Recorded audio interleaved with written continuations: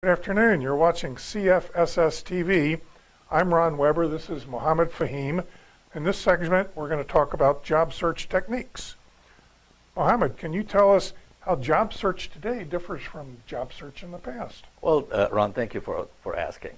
When was the last time you have heard of someone going out on a Sunday morning, picking up the newspaper and bringing it in and looking at that huge pile, that big segment on, employment ads, right? It's been a long time ago. Been a long time ago.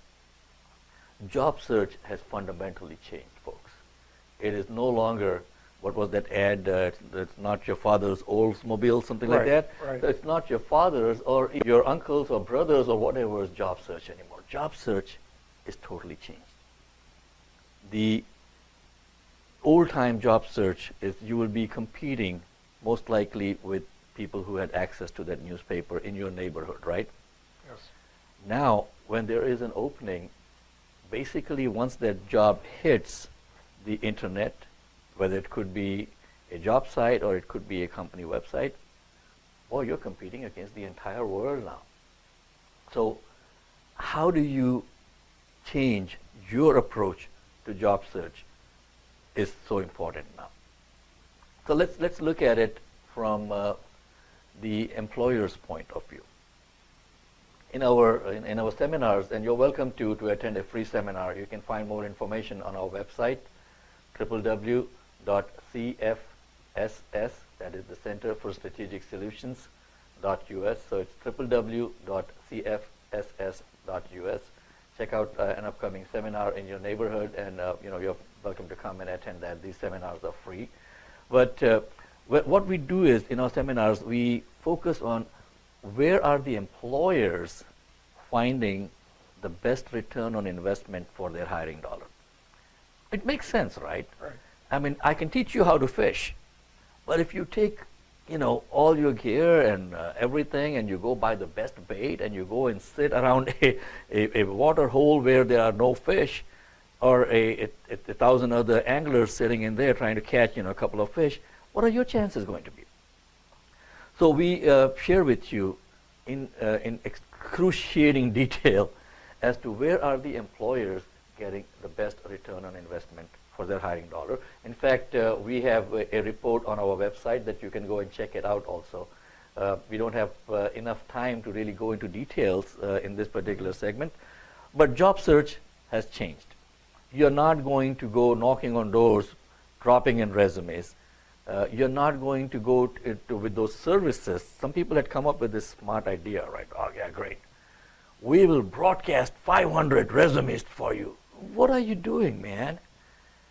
Those are not, first of all, they are not answering the need of the employer. Remember, we talked about how specific you have to be, targeted resumes? Okay. Anytime that you look for work now, it is going to be online. Most likely, 99% of the time, right?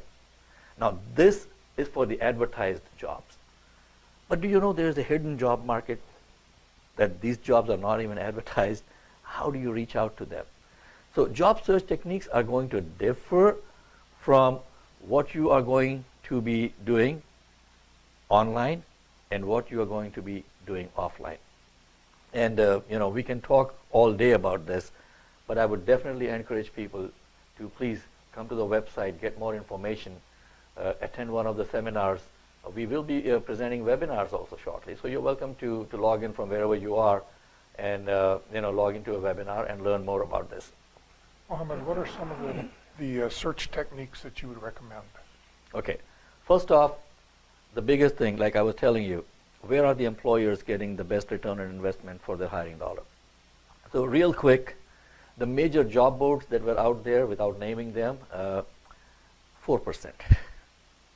That is what the employers are getting off of them. Wow. So why would an employer want to spend time and money when the return is not that good? Okay. Staffing agencies, about 7 to 8%.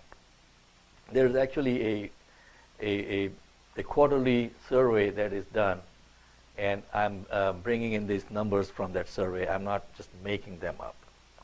Okay, then you're looking at headhunters. again, they cost a lot of money to an employer because they get, a month, 2, 3 months worth of salary of the person that they are placing, right? So again, about 7 to 8%. The state unemployment agencies, job boards like Illinois Job Link for Illinois, they have really reformatted that recently, so that is becoming a better resource. It is free for the employer. So on a cost, return on investment, there is not that much cost. Obviously, there is going to be some cost, right? Right. Employee time and all of that. So where are the employers getting the best return on investment? I'll tell you two places. Between them, they account for 65% of the return on investment from an employer's point of view.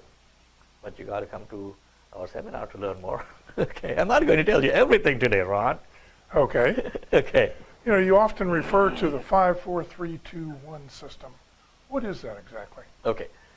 I kind of hinted in the beginning of this section about how you have to have one targeted resume a day. So that is 5 a week. Now, searching for a job online, it's not going to be really that productive for you in the long run. You have to connect with people.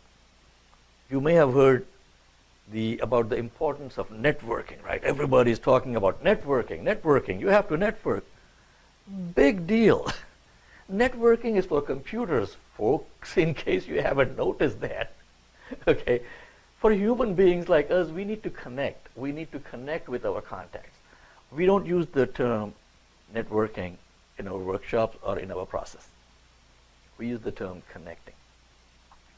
So you need to have 4 connecting activities every week.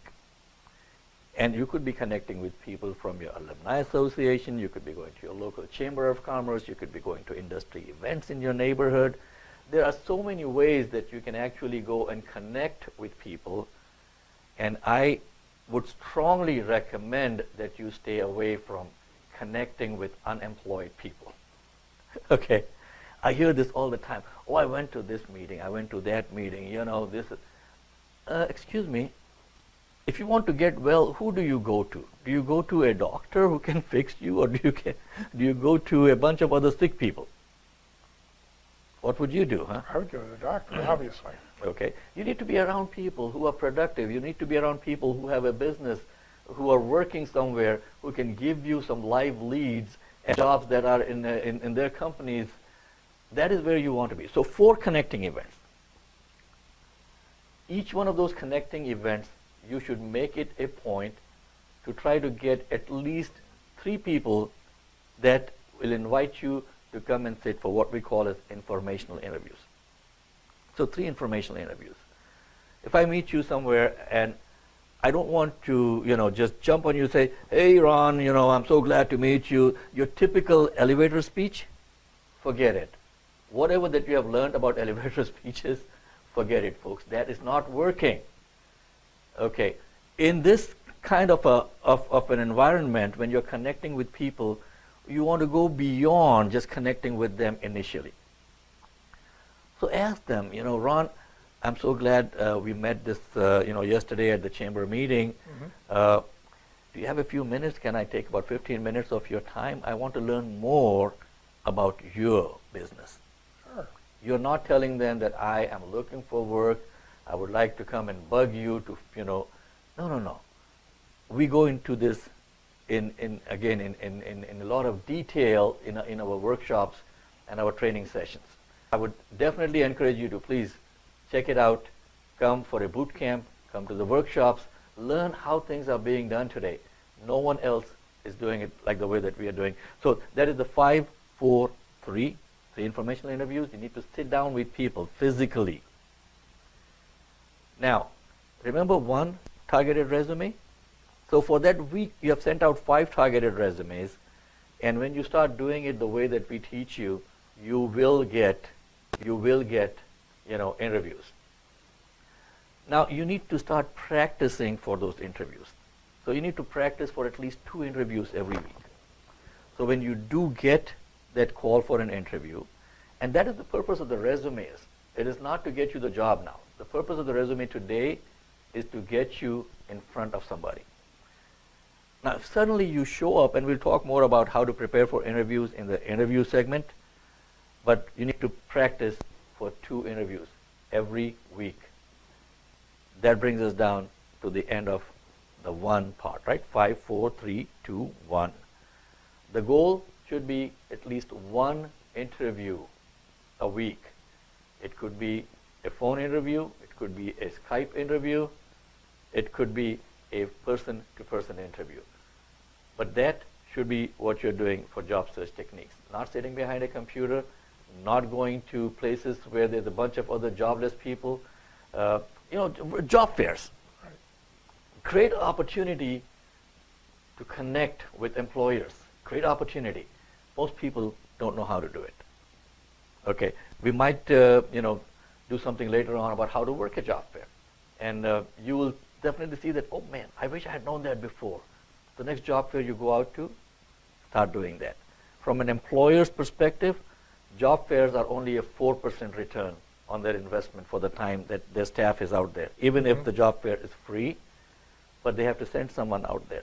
Now, why do you think they are sending people out there? They want people, right? Folks, please understand this. Just because you do not have a job does not mean that you don't have any value. You bring a lot of value to your next employer.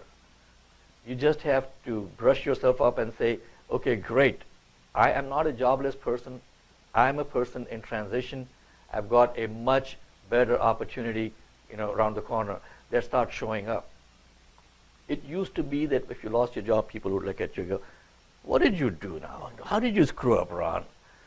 It has become the new norm now, okay? If you talk to people around you, and how many people have we run across, right?